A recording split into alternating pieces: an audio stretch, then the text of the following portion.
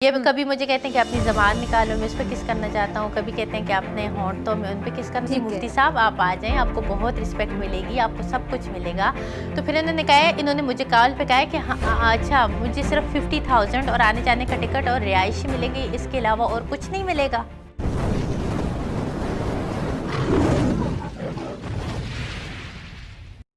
उठते हैं इनकी हरकत की वजह से, और इनकी हरकत पर कोई सवाल अगर ना उठता, अगर इनके नाम के साथ ये मुफ्ती ना लगता, मुफ्ती ना आता। ये बात हकीकत है कि मुफ्ती साहब को मस्जिद या मदरसे में तो शायद किसी ने देखा हो, लेकिन काबिल एतराज़ वीडियोस में पूरी दुनिया ने देखा और बार बार देखा। अब इनकी जो हाल ही में वीडियो वायरल हुई है आप सबके सामने है, मेरे ख्याल से बहुत से लोगों ने देखी होगी, बल्कि सबने देख ली होगी।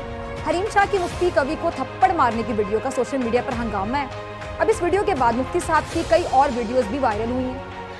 फिर अच्छा हरीम, थप्पड़ क्यों मारा? थप्पड़ वाले जो ताज़ा वाकया था, पहले जरा ये भी बताइए कि जिस प्रोग्राम के लिए आपने मुफ्ती साहब को स्पेशल टिकट दे के स्टे करवाया आपने उनका किसी होटल में, आपने स्पेशल इनको बुलाया लाहौर से कराची, तो वो प्रोग्राम का टॉपिक क्या था? आप किस टॉपिक पे बात करने जा रही थी? क्या वो प्रोग्राम फिर हुआ, रिकॉर्ड हुआ, ऑनर हुआ या लाइव था, या थप्पड़ पे ही मामला खत्म हो गया? नहीं, थप्पड़ पे नहीं, पहले मैंने इनके साथ बैठ के प्रोग्राम वो किया। पहले मैं इनको बस जो मेरी और इनकी गुफ्तगू हुई उस वक्त तक मैं इनको बर्दाश्त करती रही, क्योंकि मैंने इनके साथ एक शो रिकॉर्ड करना था।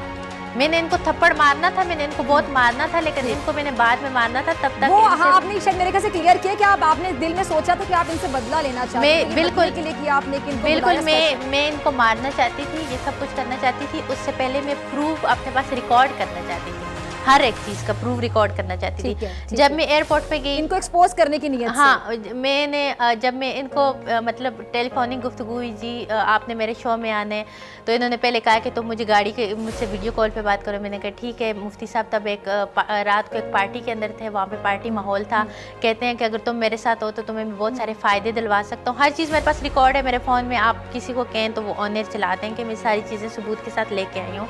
मैं कोई ऐसी बात नहीं करूँगी कि जिसका मेरे पास प्रूफ नहीं होगा। मैं कोई ऐसी बात आपके शो में नहीं करूँगी जिसका सबूत मेरे पास नहीं होगा। इनके टिकट का नाज़रीन ये जानना चाहते हैं, सॉरी मैं आपको मैं इंटरप्ट इसलिए नहीं करी कि मैं सुनना चाहती, मैं चाहती जो हरीम के अंदर है हरीम बोले, लेकिन हरीम मुझे सिर्फ ये बताइएगा कि थप्पड़ किस बात पे मारा? ऐसा उन्होंने क्या बोला, या आपने स्पेशल पहले सोचा था कि अब कुछ वो हरकत करें ना करें, आपने उनको लाहौर से स्पेशल टिकट दे के बुला के कराची में होटल के कमरे में थप्पड़ मारना है? मैंने ये सोचा था कि अगर ये माफ़ी मांगेंगे मुझसे और कहेंगे कि ये मुझसे नहीं मिले थे, इन्होंने ये इल्ज़ाम मुझ पे बिल्कुल झूठे बेबुनियाद लगाए थे कि सारी आवाम के सामने इसको कहेंगे तो मैं इनको माफ़ कर दूँगी, लेकिन माफ़ी का मामला ही नहीं आया। इन्होंने बात को और रोके। ये कभी मुझे कहते हैं कि अपनी ज़बान निकालो, मैं उस पर किस करना चाहता हूँ। कभी कहते हैं कि अपने होंठ तो मैं उन पर किस कर। मेरे पास रिकॉर्ड है, प्रूफ है, वीडियो कॉल मेरे पास है। मैं बगैर उसके बात नहीं करूँगी, मैं साथ में लेके आई हूँ, ठीक है।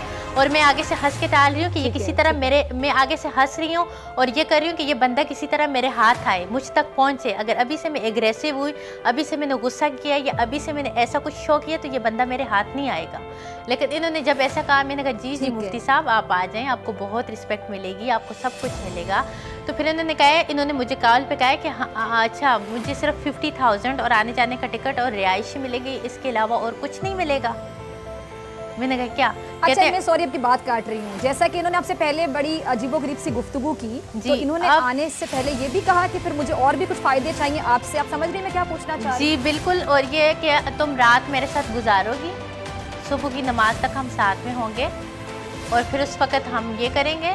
और पेशानी अपनी इधर करो, मैं तुम्हारी पेशानी पर बोसा रहना चाहता हूँ, और तुम ज़बान निकालो, मैं तुम्हारी ज़बान पे वो करना चाहता हूँ। और मैंने कहा कहते हैं, और मैं बात में टाल रही हूँ, मैं कह रही हूँ कि जी मुफ्ती साहब आपको बहुत रिस्पेक्ट मिलेगी, आप एक दफ़ा आज, और ये चीज़ें मेरे पास हैं, मैं आपके अमले को दे के जाऊँगी, आप ऑनर करना चाहें तो आप ऑनर कर दीजिए सारी चीज़ें।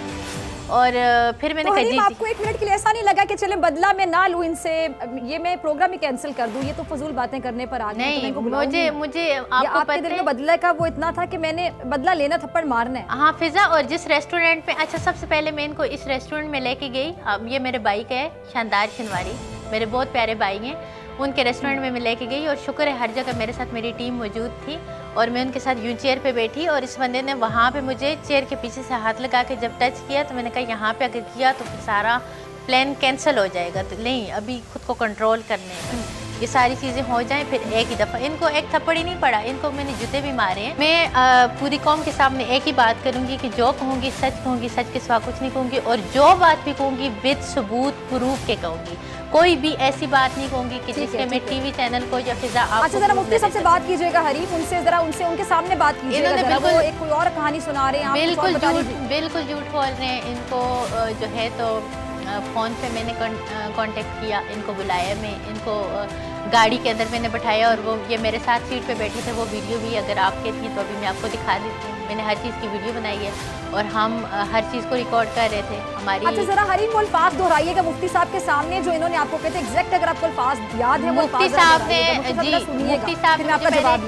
मुफ्ती साहब ने मुझे कहा कि अपनी गाड़ी दिखाओ, क्योंकि इनकी हर चीज़ हम पहले भी रिकॉर्ड करते थे तो इनको डर लगा कि फिर मेरे साथ मेरी कोई कोलीग कंपेनियन तो नहीं है जो इनकी बात रिकॉर्ड कर सके। अच्छा डर है कि मुफ्ती साहब बार बार आपसे मिलने आ जाते हैं। मुफ्ती साहब अगर इतना डरते तो अवॉइड करते हैं ना, आपसे मिलने ना आते। तो इन्होंने मेरी बात सुनी। अच्छा मैंने कहा कोई भी नहीं है। फिर इन्होंने जबकि मैंने इनको गाड़ी दिखाई, गाड़ी में फ्रंट सीट पे मेरे साथ मेरी कज़न बैठी हुई थी, मैंने उनको सीट से नीचे किया तो मैंने कहा कोई भी नहीं, ये देखें। मैंने लाइट ऑन किया, गाड़ी दिखाई। फिर मुफ्ती साहब ने कहा कि अपनी पेशानी इधर करो, मैंने कहा जी। फिर इन्होंने किस किया पेशानी पे, मेरे पास रिकॉर्डिंग मौजूद है। फिर कहते हैं कलमा पढ़ो, मैंने कहा मैं मुसलमान हूँ, ला इलाहा इल्लल्लाह मुहम्मद रसूलुल्लाह, क्यों नहीं कलमा पढ़ेंगे, इसमें कौन सी मुताइके वाली बात है। और ला इलाहा इल्लल्लाह मुहम्मद रसूलुल्लाह मैंने कलमा पढ़ा। फिर कलमे के बाद इन्होंने मुझे कहा कि अपनी ज़बान निकालो, मैंने कहा हैं। तो फिर इन्होंने गलत किस्म की हरकत की जो कि मेरे पास रिकॉर्ड है। आप मैं चाहती हूँ कि आप टीवी पे ऑन एयर करें, मैं सारे सबूत लेके आई हूँ। फिर मैंने आगे से कहा कि आ जाएं, बस मुफ्ती साहब आप आ जाएं, टाइम पे पहुँचते हैं प्रोग्राम में। बस आगे से इनको मैं चेंज करती रही कि कुछ और न करें। फिर कहते हैं, फिर इन्होंने मुझे कहा कि अच्छा क्या, मैंने कहा मुफ्ती साहब, मैंने बहुत क्लियर अल्फाज मैंने कहा मुफ्ती साहब आपको अपने प्रोग्राम के लिए बुला रही हूँ, आने जाने का टिकट भी दूंगी, रिहाइश भी दूंगी और 50,000 पे करूँगी, ये 3 चीज़ें दूंगी। तो मुफ्ती साहब ने आगे से मुझे कहा कि सिर्फ 50,000 दोगी, इसके अलावा और कुछ नहीं दोगी। मुझे मतलब तो उनका समझ आ गया था कि ये एक वुमनाइजर है, लेकिन फिर भी मैंने इस बात को वो किया। मैंने कहा, मैंने आगे से मतलब वो करने के लिए मैंने कहा हाँ मुफ्ती साहब आ जाएँ, आपको बहुत इज्जत मिलेगी, बस आप आ तो जाए ना। तो फिर मुफ्ती साहब ने कहा कि अच्छा इसके अलावा फिर एक शर्त पे आऊँगा कि तुम मेरे साथ रुकोगी। मैंने कहा इंशाअल्लाह। मैंने आगे से यही बात रिकॉर्ड है और यही रिकॉर्डिंग में एग्जैक्ट यही है। मैंने कहा आ जाए इंशाअल्लाह।